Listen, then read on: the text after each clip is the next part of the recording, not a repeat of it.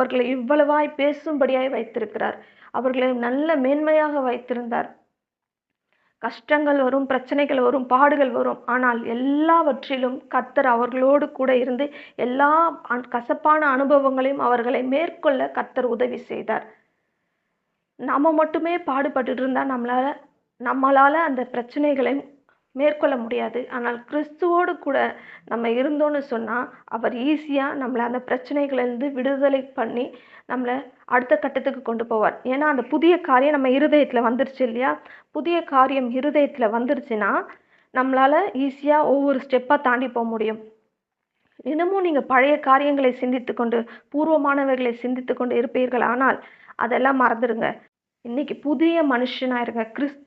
ஏற்றுக்கொண்டு கிறிஸ்துவுக்குள்ள இருப்பீர்களானால், நாம யாரு? புது சிருஷ்டியா இருக்கிறோம். புதுசுன்னு சொன்னா புதுசு. புதுசா ஒரு குழந்தை பிறக்குதுன்னு சொன்னா பூமியில